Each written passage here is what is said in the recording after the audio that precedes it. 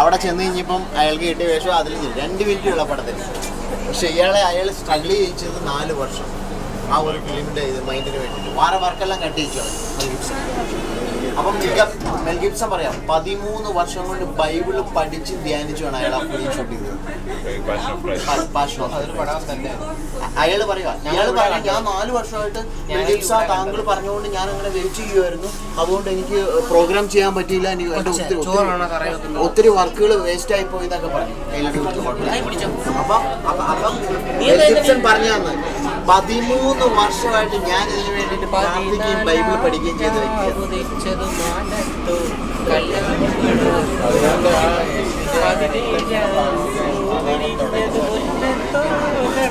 എന്നിട്ട് ഇയാൾക്ക് strict warning കൊടുത്തത്രേ, യേശുവായിട്ട് അഭിനയിക്കുന്ന ആളുടെ മുഖത്ത് നോക്കാൻ പാടില്ല. ഈ റൂമിലുണ്ടായില്ലേ ഞാൻ യേശുവായിട്ട് അഭിനയിക്കുന്ന ആളുടെ ഫേസിൽ അയാൾ നോക്കാൻ പാടില്ല. എന്നിട്ട് എന്നാ നോക്കിയെന്നറിയോ, കുരിശിൽ കിടന്നിട്ട് അയാള് ഇങ്ങനെ കുരിശ് കൈമാറുന്ന സമയത്താണ് യേശുക്രിസ്തുവിന്റെ മുഖത്തേക്ക് ആദ്യമായിട്ട് നോക്കിയത് അഭിനയിക്കുന്ന ആളുടെ. അന്നേരമാണ് അയാളുടെ ഓപ്പോസിറ്റ് ക്യാമറ അയാളുടെ ഫേസ് സെറ്റ് ചെയ്തത്. കാരണം ആ എക്സ്പ്രഷൻസ് കിട്ടാൻ വേണ്ടി. മുമ്പ് കണ്ട ആളാണെങ്കിൽ അയാൾക്ക് ആ ഇത് വരുന്നില്ലല്ലോ.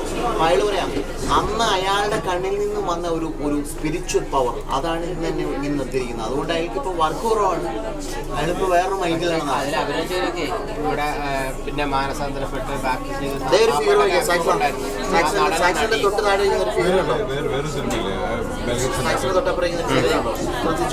കണ്ടില്ല. ആ പെണ്ണിന്റെ പുറകെ